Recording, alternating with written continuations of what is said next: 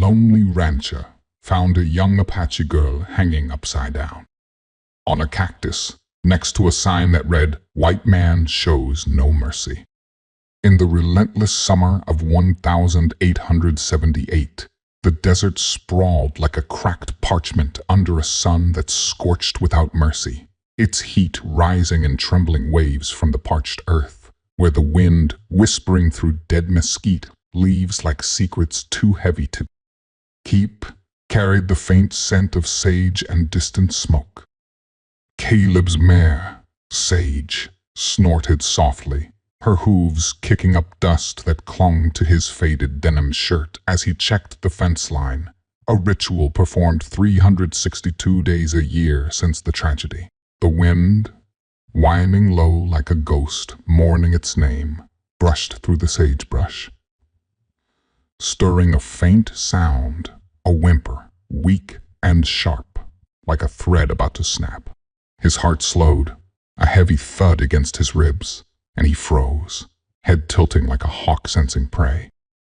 Tying Sage to a gnarled mesquite, its branches clawing the sky like skeletal fingers, he slung his rifle over his shoulder and moved through the scrub, his boots silent on the cracked earth. The desert held its breath, the silence sacred, broken only by the wind's soft sigh carrying the scent of sand and creosote, a warning woven into the air. In a clearing ringed by boulders, Caleb stopped, his breath catching like a stone dropped into his well. There, bound to a towering saguaro cactus, was a young Apache woman, no older than 20, her wrists lashed with mesquite fiber rope. The cactus's spines, each 2 inches long, pierced her sun-darkened skin, drawing thin streams of blood that stained her tattered cotton dress. Her face, cheekbones carved like canyon walls, was framed by long black hair, falling like a curtain, matted with sweat and dust. Her eyes, dark as obsidian under a moonless sky, flickered with fear, yet burned with a defiance that struck Caleb like a spark in dry grass. Above her head, a crude wooden sign stabbed into the earth screamed in red paint, "The white shows no mercy." The words, scrawled by the border militia, a band led by Silas Iron Handstone, were a blade aimed at both Caleb and the woman, whose well was their true target, a prize worth killing for in this water-starved land. Caleb's throat tightened, bile rising like a bitter tide, his face hardening, the lines around his eyes deepening like canyons carved by years of guilt over Lily's unanswered cries. The wind returned, gusting harder, carrying the scent of distant smoke, as if the desert itself whispered of danger. Caleb's hand trembled, gripping his knife's handle, the blade that had earned him his name glinting like a silver vow. "Goddamn," he muttered, his voice hoarse as gravel, his jaw clenching as memories of Lily, her small hand slipping from his and the fire's chaos clawed at his heart. Her face, etched with pain, yet fierce as a hawk tethered by ropes, mirrored Lily's stubborn spark, and something stirred in Caleb, a river long dry, now rippling with purpose. The militia sign was a threat, not just to her, but to his well, the lifeblood of his 200 acres, tying their fates together in this harsh land. He stepped forward, the wind brushing his face like a ghost's touch, and sliced the ropes, each cut a defiance of the militia's curse. Ayanna collapsed, light as a broken bird, and Caleb caught her, her body trembling in his arms. He grasped her hand, his calloused fingers wrapping around her bloodied ones, feeling the faint pulse of life beneath her skin. "Hold on, girl," he murmured, his voice soft as the desert dusk. "You're safe for now." Her eyes fluttered, frightened yet searching, like a blade drawn halfway, and Caleb, his face softening for the first time in years, touched her cheek, wiping away dust and blood with a gentleness that surprised him. "You got a name?" he asked, his tone low, like the wind sighing through the rafters of his house. She didn't answer, her lips parting only to breathe, but her fingers tightened on his coat, a silent plea. "Ayanna," he said. the name rising unbidden, like a memory of a river he'd seen in his scouting days, dry most days, but fierce after rain. Quiet, but strong. Suits you.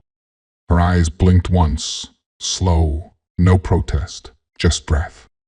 He draped his coat over her shoulders, the denim rough against her wounds, and lifted her onto Sage, cradling her against his chest as the wind softened, casting long shadows across the trail to his ranch.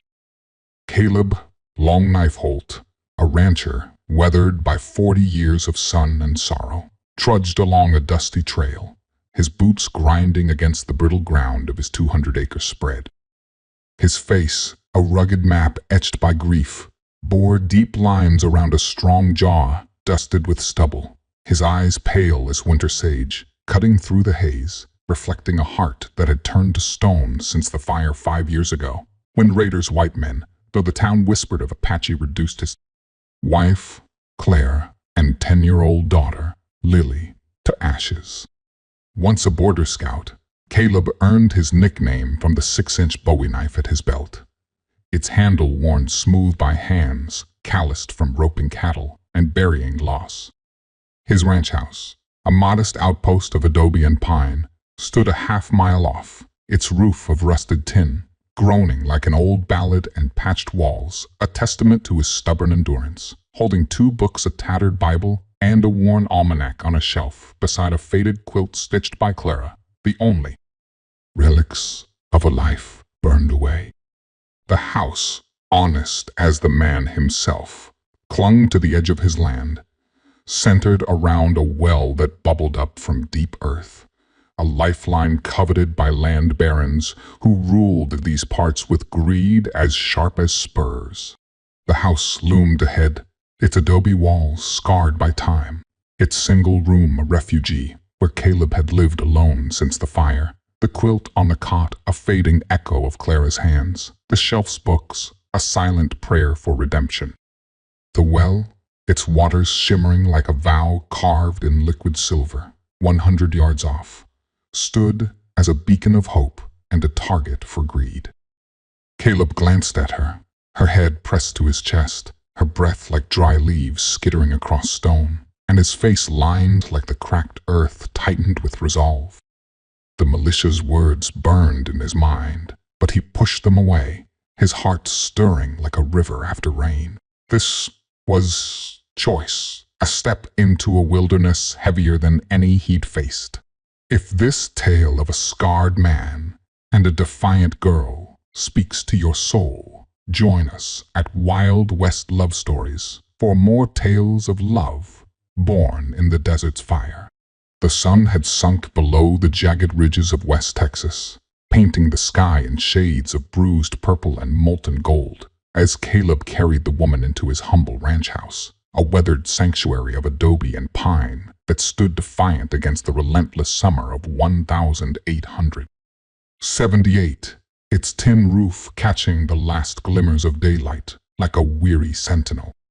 The house, a single room with a sagging loft, was as unyielding as the man who built it, its walls patched with clay and old sheet metal, scarred by 5 years of wind and memory since the fire that stole his wife and daughter.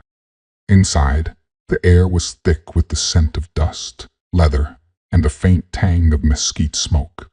The floorboards worn smooth by Caleb's solitary tread, a single lantern flickering on a rough-hewn table like a heartbeat struggling to hold steady. A lone shelf held 2 books, a tattered Bible, and a worn almanac, beside a bundle of dried sage and a faded quilt, stitched by his late wife, Clara, draped over a cot in the corner, its threads whispering of a life lost to ash. The house, modest yet honest, stood as a testament to Caleb's stubborn endurance, a man who had carved a home from the desert's cruelty, just as he had carved his survival from loss. Caleb, his face a map of sorrow etched by sun and grief, laid her gently on the cot, her body light as a desert wisp, her skin marred by the saguaro's spines, each wound a silent cry against the border militia's brutality. His features, weathered as the red rock cliffs beyond his 200-acre ranch, bore deep lines around his mouth, like canyons carved by years of silence, and his gray eyes, sharp as storm clouds, flickered with a quiet storm of guilt and resolve. His jaw, square and dusted with stubble, tightened as he studied her face, her dark eyes glinting like obsidian under a moonless sky, fierce yet clouded with fear, like a hawk tethered by unseen chains. Her long black hair, matted with sweat and blood, fell like a curtain over her face, and Caleb, his heart a barren plain stirred by a sudden gust, felt a pang, like a stone dropping into the still depths of his well, rippling with memories of his daughter, Lily, whose eyes had once held the same defiant spark. He moved with the deliberate grace of a man who had faced too many ambushes, gathering a tin basin, a clean cloth, and a jar of salve crafted from yucca root and chamomile, remedies learned from a Comanche trader in the days before his world burned. Kneeling beside the cot, he dipped the cloth into warm water, wringing it out with hands calloused from roping his 30 head of cattle and wielding his 6-inch Bowie knife, and began to clean her wounds, his touch reverent, as if washing away not just blood but the desert's curse. Her skin flinched, her breath catching like a thread snagged on a mesquite thorn, and Caleb paused, his eyes meeting hers, steady as the cliffs that guarded his land. "I ain't here to hurt you," he said, his voice a low rumble, like the creak of the windmill that stood 50 feet from the house, groaning under the weight of the desert's relentless wind. She said nothing, her lips sealed like a dry riverbed, but her fingers, trembling like sagebrush in a storm, clutched the quilt's edge, and Caleb, sensing the weight of her distrust, retreated to a corner, tending a pot of beans over a small fire. The silence between them heavy as the guilt carried for failing Lily 5 years ago, her cries echoing like a coyote's wail across a canyon. Days bled into one another, each dawn igniting the desert in hues of fire and ash, and the woman remained a silent shadow, her posture tight as a coiled rattlesnake, her eyes tracking Caleb as he worked mending fences under the blistering sun, hauling water from the well that was the lifeblood above. His ranch, coveted by land barons and the border militia alike. She refused food, her hunger a quiet defiance, but Caleb left plates of cornbread and jerky on a stool, never pressing, his broad shoulders hunched as if bearing her pain alongside his own, his face lined like the cracked earth outside softening only when he thought she wasn't watching. One afternoon, as he repaired a fence post, a bead of sweat stinging a fresh cut on his hand, she emerged from the house, her bare feet tentative on the hot earth, like a river testing its banks after years of drought. She pointed to a patch of prickly pear near the well, its pads vibrant against the dust, and said, her voice dry as midsummer sand, "Crush that. It heals." Caleb's eyes, gray as a brewing storm, met hers, and he nodded, crouching to pluck the plant. As she handed him the pulp, their fingers brushed, a fleeting touch like the first raindrop on parched soil, and Caleb grasped her hand gently, his thumb tracing the rope burns on her wrist, a silent vow of protection. "Obliged," he murmured, and her gaze, sharp as a blade drawn halfway, softened, her lips parting as if to speak, but the words remained buried, like water hidden beneath the desert's crust. The fragile peace shattered when hoofbeats thundered across the horizon, a cloud of dust rising like a warning from the earth itself on the 7th day since Ayana's rescue. Word of a surviving Apache girl had reached Theban Captain Silas Iron Hand Stone, a man whose ironclad fist and hatred for Native Americans matched his greed for Caleb's well, the only reliable water source within 20 miles. 5 riders, their canvas coats stained with dust, descended on the ranch under the guise of security checks. Caleb, his face hardening like the red rock cliffs, ushered Ayana to a trapdoor beneath the floorboards, a relic from his scouting days. As she descended, her hand lingered in his, squeezing tightly, her eyes wide with fear, but trusting, like a star piercing the night. "Stay low," he whispered, brushing his fingers against her cheek, a gesture as tender as it was urgent, before sealing the hatch. Outside, Silas dismounted, his voice sharp as a spur. "Heard you're harboring a fugitive, Holt," he sneered, eyes narrowing like a vulture circling carrion.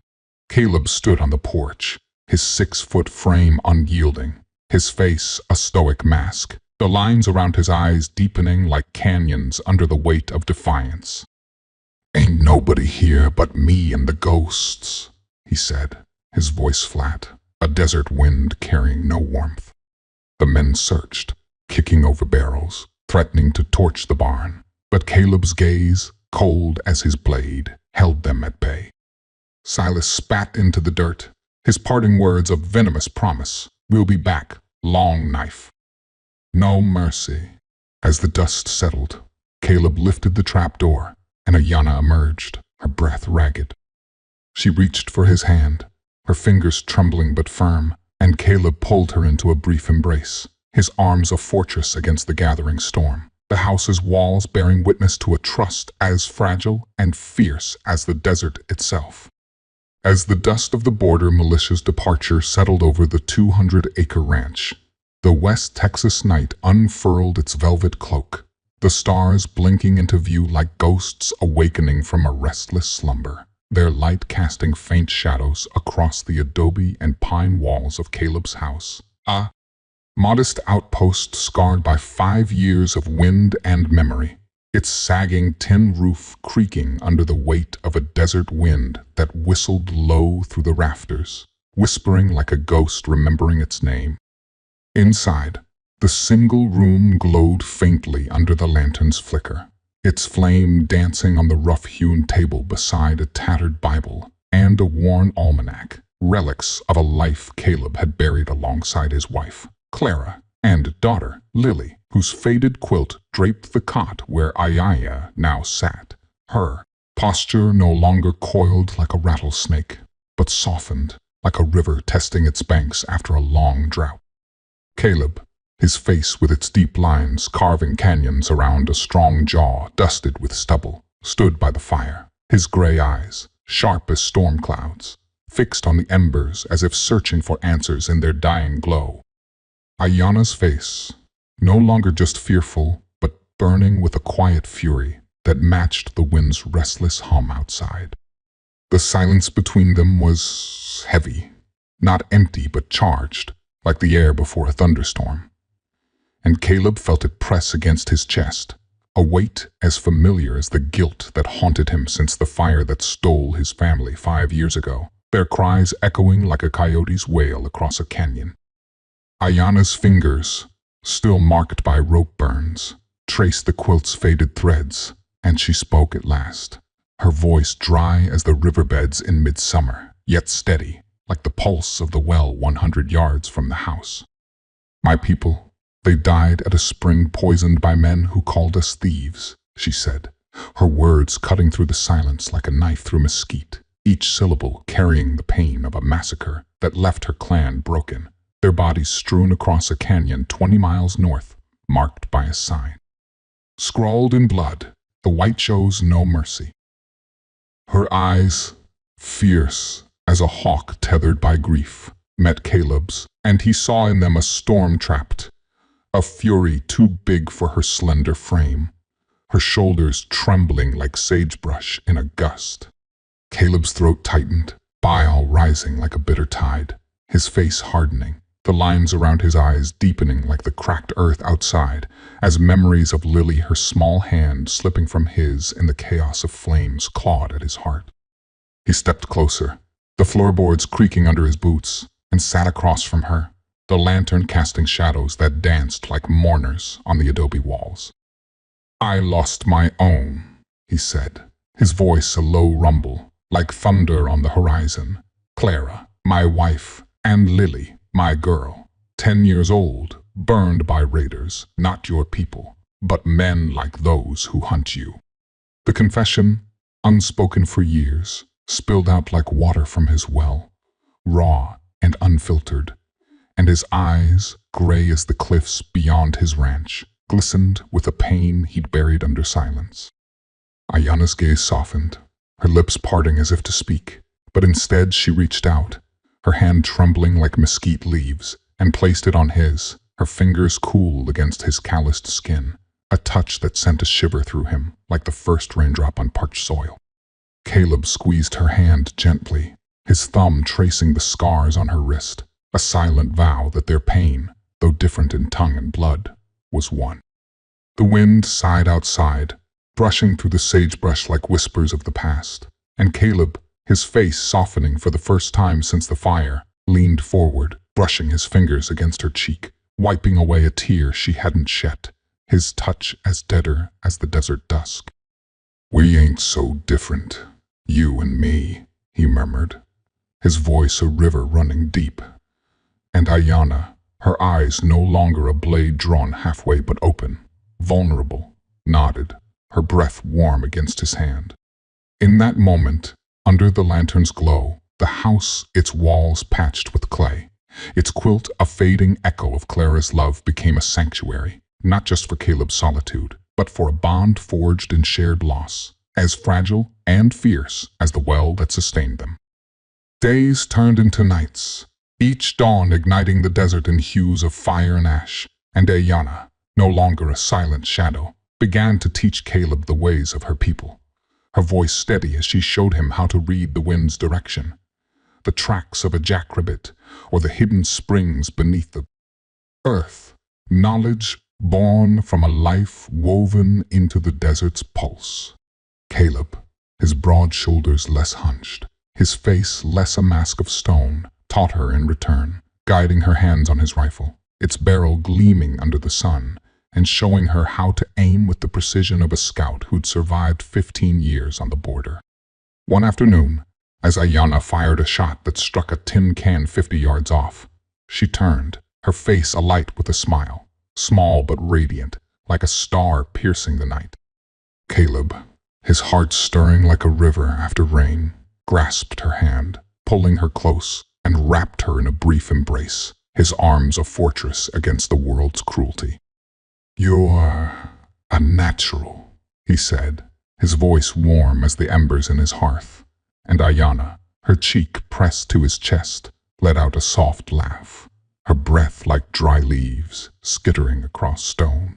Their partnership grew, a dance of survival and trust, as they moved through the ranch, Caleb showing her how to mend a fence with wire and sweat, Ayanna pointing out plants that healed or poisoned, their hands brushing in the work, each touch a thread weaving them closer.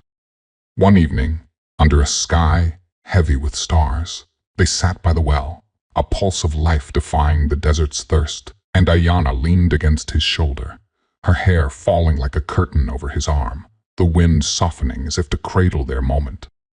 Caleb kissed her forehead, a gesture as gentle as the breeze, and whispered, "We'll face what's coming together." The desert watched, its silence a prayer, as two scarred souls became allies, their bond a flame flickering against the gathering storm of Silas Iron Handstone's return, a threat as certain as the dust carried on the wind. The dawn broke with a vengeance, the sun igniting the horizon in a blaze of crimson and gold, casting long shadows across Caleb's 200-acre ranch, where the adobe and pine house, its sagging tin roof scarred by 5 years of relentless wind, stood as a weary sentinel, its sin room holding a tattered Bible, a worn almanac, and a faded quilt stitched by Clara, relics of a life now woven into the fragile bond between Caleb and Ayanna, who stood side by side, their silhouettes framed against the WWL 100 yards off, its water glinting like a promise under the rising light. Caleb's face, a rugged map etched by 40 years of sorrow, bore deep lines like canyons around a strong jaw dusted with stubble, his gray eyes sharp as storm clouds, flickering with a resolve as unyielding as the red rock cliffs beyond.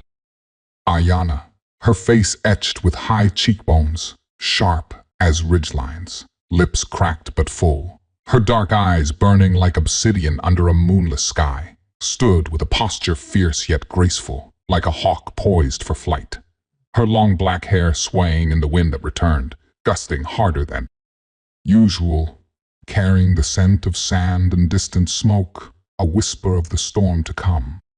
The air grew heavy, charged with the weight of an unspoken threat, as Ayana, her senses honed by Apache teachings, spotted faint tracks near the well-shallow scratches in the earth, laced with a bitter chemical tang, the hallmark of the border militia's poison, a tactic used to choke the life from small ranches like Caleb's, forcing owners to flee or perish.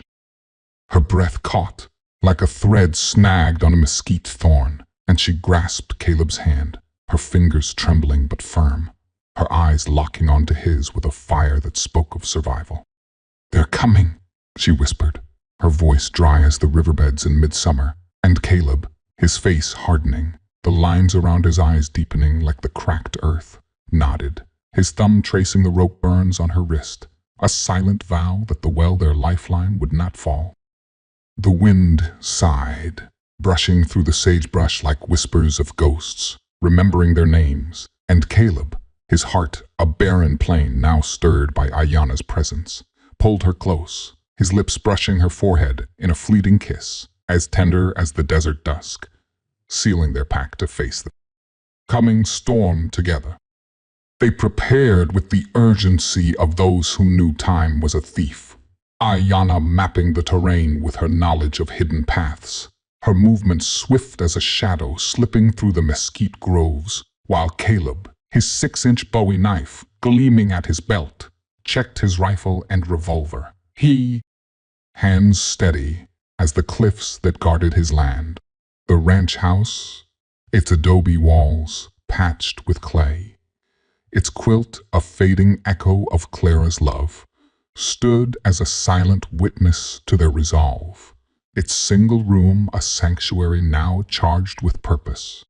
By noon, the horizon darkened with dust, a cloud rising like a warning from the earth itself, and the thunder of hoofbeats 10 riders strong heralded the arrival of thieving Captain Silas Iron Handstone, his iron-clad fist glinting under his glove, his eyes narrow as a vulture circling carrion, leading the border militia in a raid to claim the well and erase the defiance of a lone rancher and an Apache girl. The battle erupted with the ferocity of a summer storm, the desert trembling under the crack of gunfire and the shouts of men as Ayana, using her Apache guile, led 3 riders into a narrow gulch 200 yards west, where she vanished into the shadows of boulders, her movement silent as the wind that softened to a hush, luring them into a trap where she struck with a borrowed knife, her face fierce with the fury of her lost clan. Caleb, his face a stoic mask, the lines around his eyes like canyons carved by grief, stood by the well, his rifle spitting fire, dropping 2 men before they could reach the water, his bullets as precise as the scout he'd been for 15 years.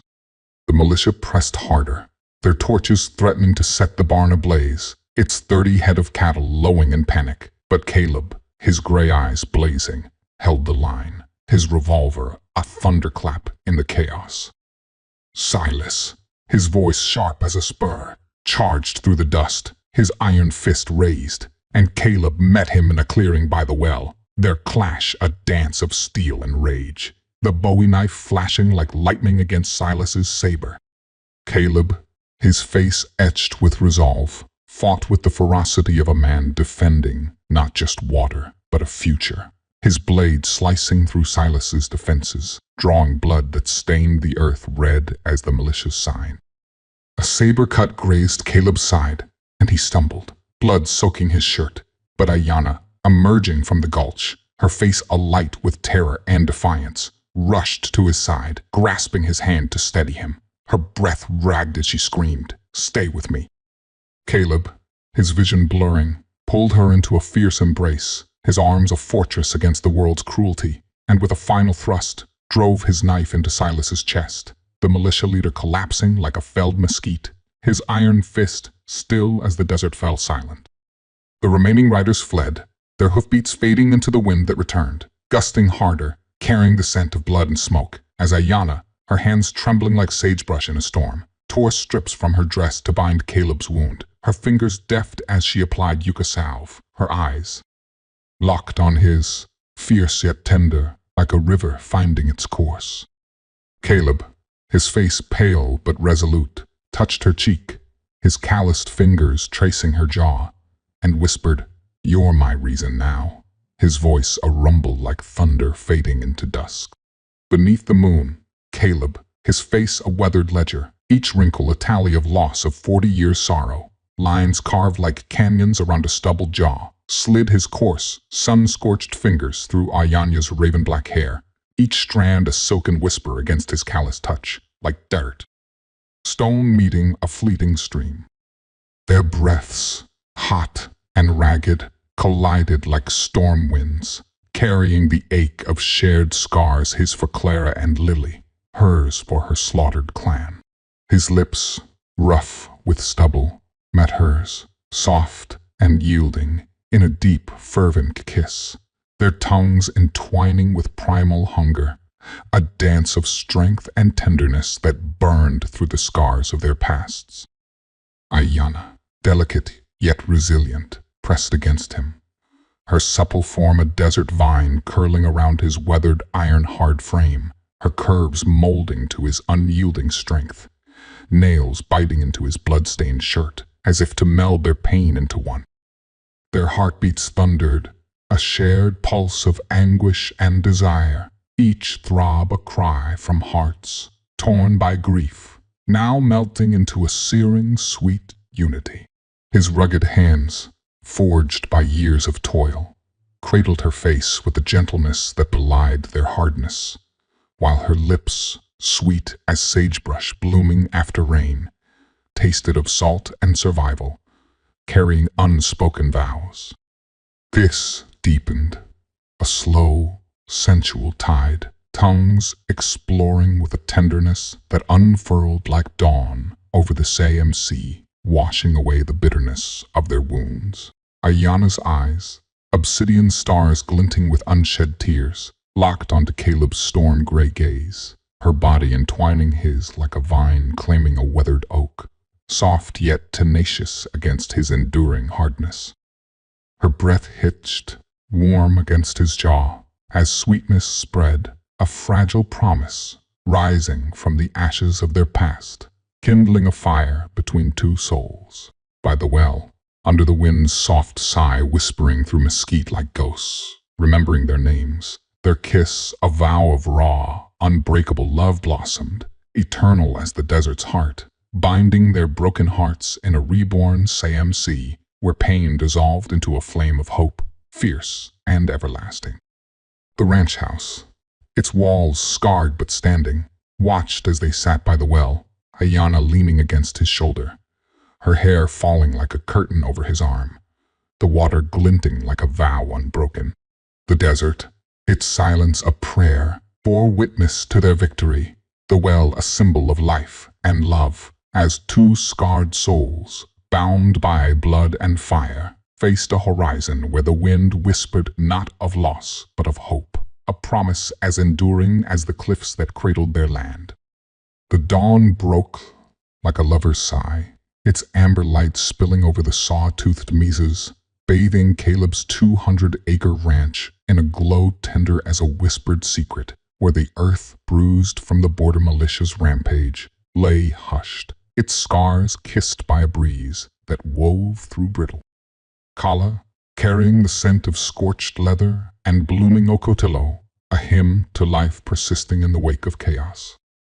The well, steadfast, at the land's heart, pulsed with water clear as a prophet's dream, its ripples a quiet testament to endurance, standing resolute amid the wreckage of splintered saddles and spent shells, where Caleb Long Knife Holt, his 40 years etched in sinew and resolve, leaned against a gnarled fence post, his chest swathed in bandages from Ayana's deft hands, the pain in his side a fading pulse, his eyes gray as ash after a wildfire, scanning the horizon with a scout's vigilance, their depths alight with a warmth new as the morning.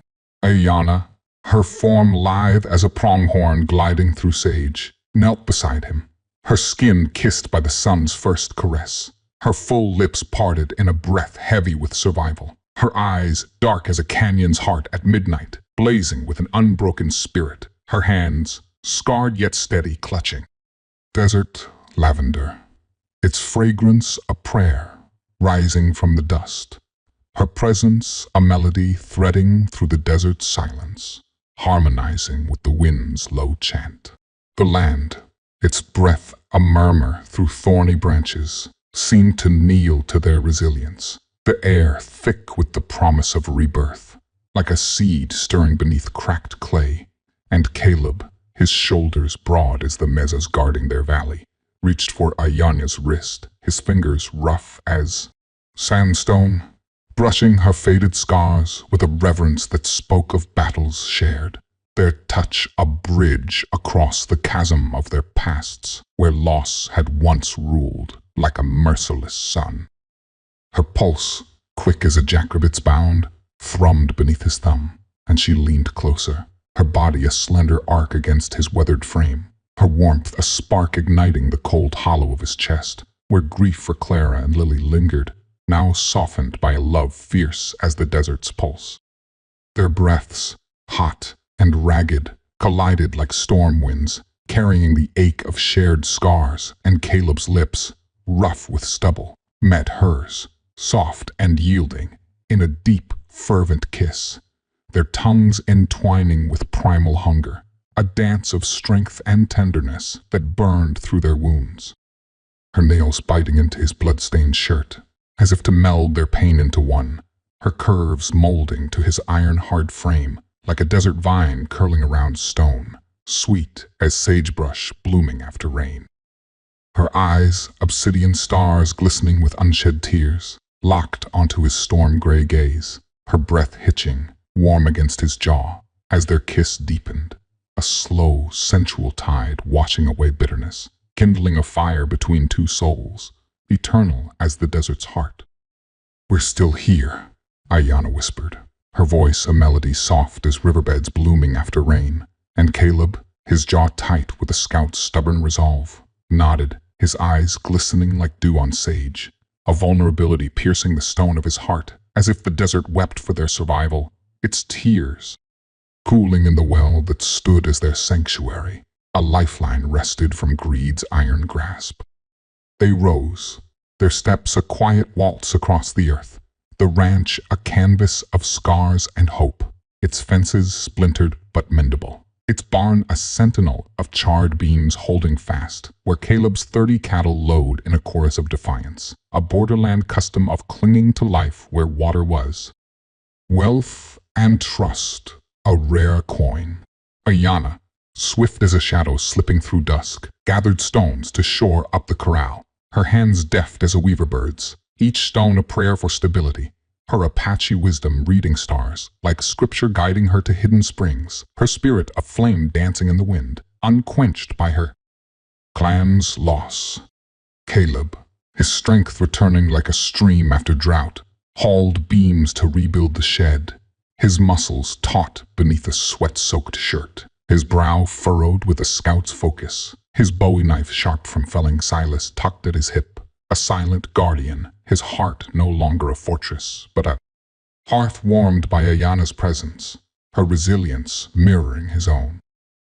Months wove into seasons, each sunset painting the desert in strokes of amber and rose, and the ranch, once a lone outpost, blossomed with quiet vitality, the well's water feeding a patch of maize and beans Ayanya planted, their green shoots a rebellion against arid soil, a practice of borderland.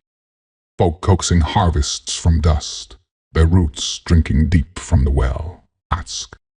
Ayana, her form softened by the gentle swell of new life beneath her cotton dress, wove willow baskets, her fingers nimble as a weaver's, her Apache song soft as moonlight on water, filling the evenings, tales of her people's courage etched in the stars. Caleb, his hands calloused but gentle, carved a cedar rattle for their coming child, his touch precise as a scout's aim, his eyes, once clouded by grief, bright as dawn over the mesas, his love a steady fire, like the lantern glowing in their home, casting shadows dancing like spirits of their union. One twilight, Under a sky blazing with stars like scattered promises, they stood by the well, its water a mirror of their dreams. And Ayana, her hand on her womb, whispered, "Our child will run free like the wind over the dunes." Caleb, his face softened by a smile rare as rain, drew her close, his lips grazing her temple, a kiss light as a feather in the breeze, his rugged hands cradling her face, their bodies entwined like roots of a single tree, their love a song sung in the desert silence as enduring as the granite cliffs guarding their valley. Their legend, whispered in borderland cantinas, told of two souls who defied hate's curse, their well a fountain of hope in a land of greed, their bond a testament to love's triumph, etched in dust and stars, a hallelujah rising from the desert's heart, eternal as the land.